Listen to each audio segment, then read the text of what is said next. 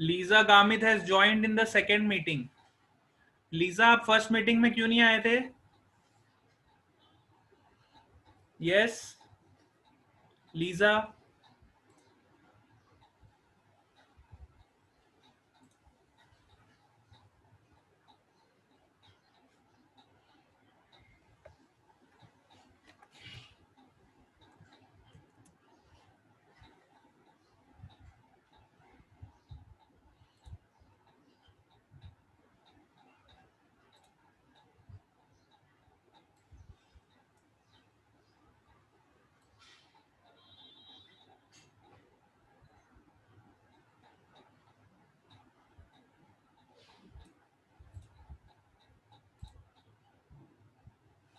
Yes sir. हाँ बेटा, first meeting में क्यों नहीं आए थे आप?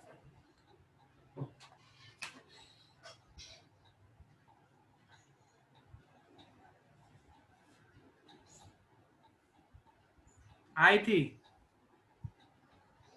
आपने मैसेज नहीं देखा। आपको बोलना तो चाहिए। लेट मत आया करो ना, जल्दी आया करो, टाइम पे आया करो। चलो ठीक है, अभी प्रेजेंट हो गया आपका।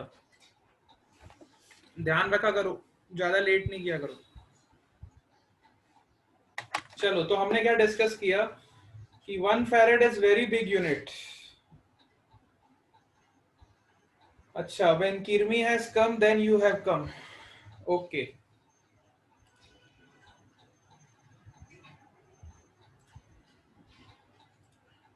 चलो बेटा इधर देखो। सो हमने यहाँ पे देखा कि इतना बड़ा अगर मैं कंडक्टर ले लूं जिसका रेडियस अर्थ के बराबर हो, है ना, इतना बड़ा भी अगर मैं कंडक्टर ले लूं जिसका रेडियस अर्थ के बराबर हो, उसका भी कैपेसिटेंस कितना होगा? 711 माइक्रोफेरेड ओनली। मतलब आप इमेजिन करो, इतना कम कैपेसिटेंस है। और जनरली हम जो कंडक्टर लेते हैं उसका रेडियस कितना होता होगा? 1 मीटर। ज्यादा बड़ा करना है तो 10 मीटर, और बड़ा करना है तो 20 मीटर। तो 20 मीटर भी अगर आप अर्थ के रेडियस से कंपेयर करो तो बहुत छोटा है। 20 metre is very very less as compare to the radius of the earth which is 6400 kilometre. सो आप इमेजिन करो कि इस 10 मीटर, 1 मीटर और 20 मीटर से कितना कैपेसिटेंस प्रोड्यूस होगा? 1 माइक्रोफेरेड, 0.5 माइक्रोफेरेड। इस तरह के कैपेसिटेंस होते हैं हमारे पास। जो प्रैक्टिकल कैपेसिटर होते हैं वो 1 माइक्रोफेरेड, 2 माइक्रोफेरेड, 0.5 माइक्रोफेरेड मार्केट में अवेलेबल होते हैं, इस तरह के कैपेसिटर्स। और कैपेसिटर्स बहुत ही छोटे होते हैं, आपको दिखाई नहीं देते। किसी भी इलेक्ट्रॉनिक डिवाइस में आपको मिल जाएंगे। जैसे मदरबोर्ड है, लैपटॉप का जो मदरबोर्ड होता है उसमें भी छोटे छोटे ग्रीन कलर के आपने देखा होगा। किसी ने मदरबोर्ड ओपन किया तो देखा होगा, ग्रीन कलर के छोटे छोटे होते हैं, स्फेरिकल शेप में, है ना। तो बहुत छोटे होते हैं, आपको दिखाई देंगे तभी जब आप उस सर्किट को ब्रेक करोगे या सर्किट को खोल के उसको अच्छे से देखोगे, तब आपको कैपेसिटर दिखेंगे। आपने देखा होगा फैन में भी होते हैं। फैन में जो कैपेसिटर होता है उसको हम बोलते हैं कंडेंसर। फैन के अंदर जो कैपेसिटर होता है उसको हम बोलते हैं कंडेंसर। कैपेसिटर्स को हम कंडेंसर भी बोलते हैं, ठीक है। हाँ, म्यूजिक प्लेयर में भी देखते हो आप, म्यूजिक प्लेयर में भी आते हैं। कैपेसिटर क्या काम करता है? कैपेसिटर एक तरह का, आप मान लो, एनर्जी को स्टोर करके रखता है। आपने देखा है जब आपका फैन खराब हो जाता है, फैन का कैपेसिटर जब खराब हो जाता है तो कई बार आपने देखा होगा फैन को चलाने के लिए आप किसी स्टिक की हेल्प लेते हो। जब आपने बटन ऑन किया और स्विच ऑन करने के बाद अगर फैन नहीं चल रहा है तो आप यहाँ पे उसको एक डंडी से मारते हो, तब वो गोल घूमने लग जाता है ना। या किसी पेन से चलाते हो, है ना।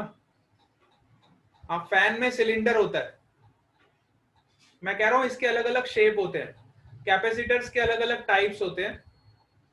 तो जनरली 3 टाइप के कैपेसिटर हम पढ़ेंगे। एक होता है, सबसे पहला जो बेसिक टाइप होता है वो होता है पैरेलल प्लेट कैपेसिटर। सबसे पहले हम ये स्टडी करेंगे, फिर हम स्फेरिकल कंडक्टर या फिर स्फेरिकल कैपेसिटर को स्टडी करेंगे, और तीसरा जो हम पढ़ेंगे वो है सिलिंड्रिकल कैपेसिटर। अलग अलग टाइप्स में अवेलेबल होते हैं। फैन में जो होता है वो सिलिंड्रिकल शेप होता है, ठीक है। मदरबोर्ड में जो यूज होते हैं वो स्फेरिकल यूज होते हैं।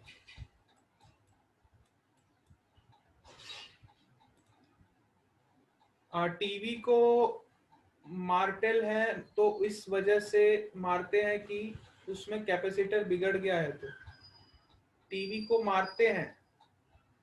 हाँ, वो कैपेसिटेंस का इशू हो सकता है, कैपेसिटेंस का इशू हो सकता है वो, ठीक है। चलो, कैपेसिटेंस के बारे में बहुत बातें कर ली, अब हम अपनी स्लाइड पे आ जाते हैं वापस। Let's come back to our slide. Fan वाला समझाऊं? अरे फैन में क्या होता है ना, देखो, जब आपका फैन सपोज करो आपने स्विच ऑन किया तो भी आपका फैन नहीं चला। आपने स्विच ऑन जब किया तो भी अगर आपका फैन नहीं चला तो आप क्या करते हो, एक स्टिक लेते हो, एक बड़ी सी स्टिक लेते हो, और उस स्टिक से इसको ऐसे धक्का मारते हो। तो फैन को जब धक्का मारते हो तो फिर वो चालू हो जाता है ना। तो इसका मतलब आपका कैपेसिटर वर्क नहीं कर रहा, इसका मतलब ये होता है आपका कैपेसिटर वर्क नहीं कर रहा।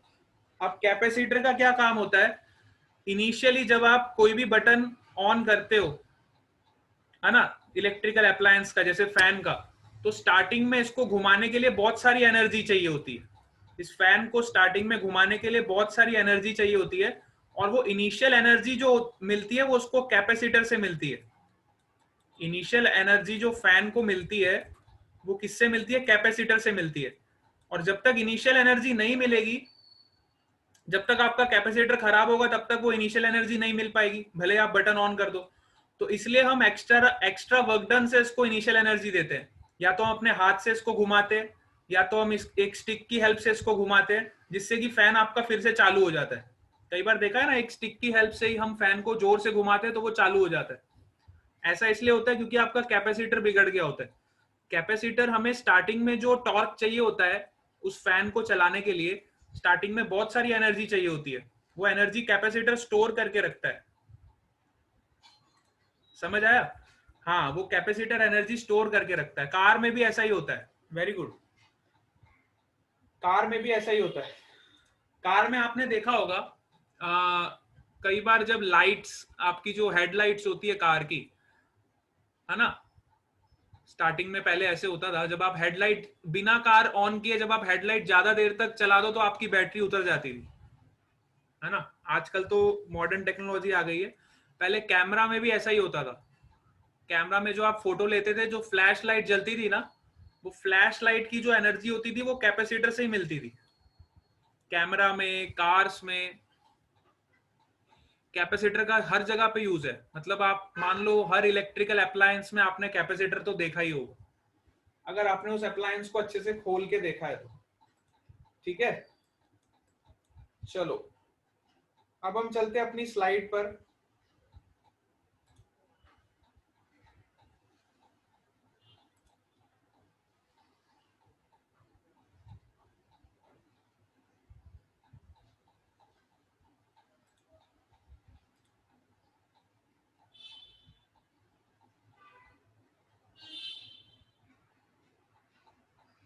ठीक है, तो हम कहां पे थे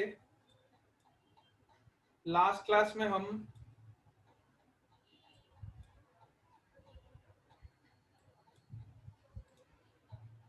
हाँ, तो कैपेसिटेंस ऑफ आइसोलेटेड कैपेसिटर। सबको स्क्रीन दिखाई दे रहा है?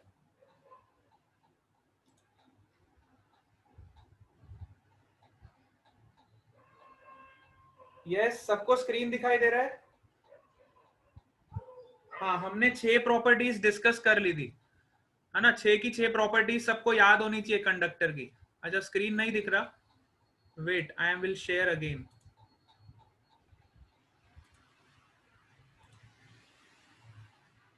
चलो, अब दिखाई दे रहा है? हाँ, तो लास्ट क्लास में हमने कंडक्टर्स की 6 प्रॉपर्टीज डिस्कस कर ली थी। अब हम capacitance of isolated spherical conductor discuss करेंगे। वैसे तो मैंने आपको समझा दिया है, तो आपको ये पॉइंट्स फटाफट समझ आ जाएंगे, इसको खाली एक बार देख लो, ठीक है। Capacitance of isolated spherical conductor. Suppose this is a conductor of radius r and this is having a positive charge q. ठीक है, तो let a charge q be given to the sphere and it is assumed to be concentrated at the center. तो potential on the surface, तो surface पे potential कितना हो जाएगा? के क्यू अपॉन आर, है ना। हम मानते थे किसी भी पॉइंट चार्ज की वजह से सरफेस पे पोटेंशियल कितना होता था? K q upon r. तो capacitance is defined as charge per unit potential difference. So charge को पोटेंशियल डिफरेंस से डिवाइड करोगे, you will get the value of capacitance which is 4 pi epsilon naught r. This is the capacitance of an isolated spherical conductor. किसी भी isolated spherical conductor की capacitance ये होती है। इसमें हम अज्यूम करते हैं कि सारा का सारा चार्ज जो है वो सेंटर पे है और हम पोटेंशियल निकालते हैं at a distance r which is on the surface of the conductor, ठीक है। सो पहला point, capacitance of a spherical conductor is directly proportional to its radius. Capacitance किस पे डिपेंड करता है? रेडियस पे डिपेंड करता है। The above equation is true for conducting spheres, hollow spheres और solid sphere. ये इक्वेशन हर ज्योमेट्री के लिए वैलिड है। सबको आवाज आ रही है ना? It is valid for conducting spheres, it is valid for hollow spheres and it is also valid for solid spheres. ठीक है। थर्ड पॉइंट, अगर हम इसको किसी मीडियम में रख देंगे तो मीडियम की परमिटिविटी मल्टीप्लाई हो जाएगी, ठीक है। अगर हम इसको किसी मीडियम में रखेंगे, सपोज करो मैंने इस कैपेसिटर को किसी मीडियम में रख दिया, पानी में रख दिया, तो ये वाला जो कैपेसिटेंस का फॉर्मूला हमने निकाला है, दिस इज फॉर एयर और वैक्यूम ओनली। जब आपका एयर में या फिर वैक्यूम में है,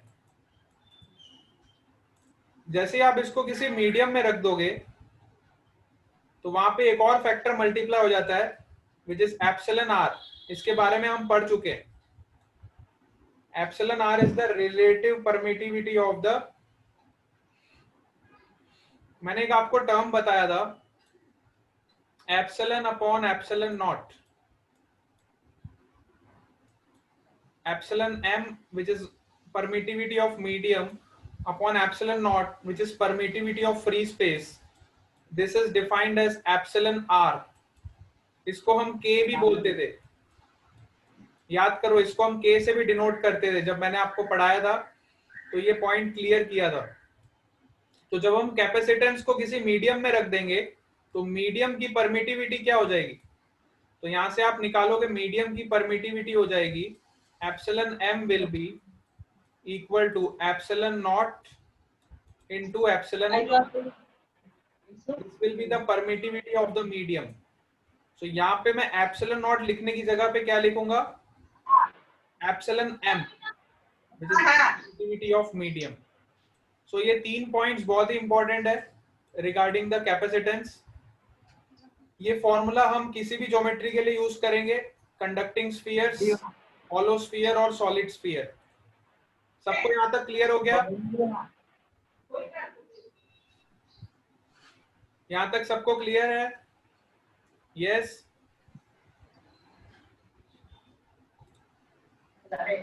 वेरी गुड। चलो आगे चलते हैं।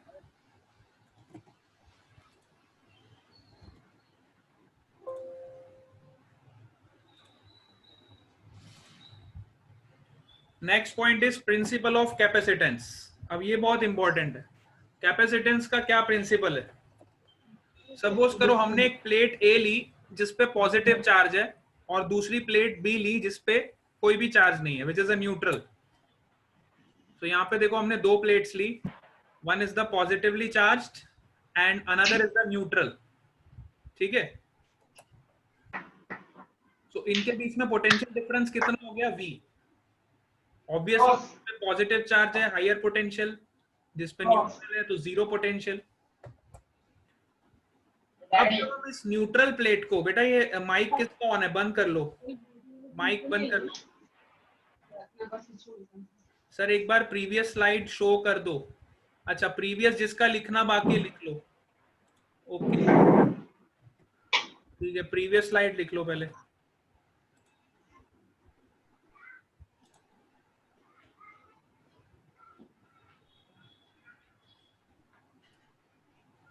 Write down from the previous slide.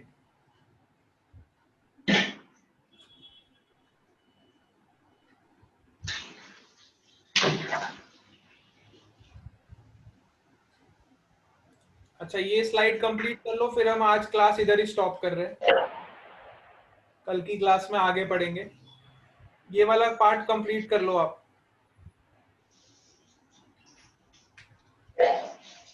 All of you write down this part in your notebook. यहां तक आपका कंप्लीट कर लेना सारा काम जो भी है।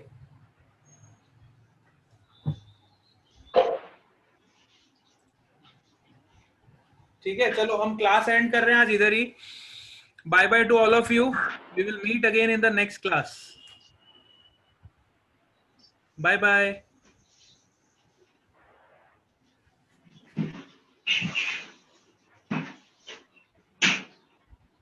Bye bye bye bye bye bye. Welcome welcome to all of you. Oh इतना बड़ा बाय किसने लिख दिया, कुश पटेल, बस बेटा ठीक है बाय बाय।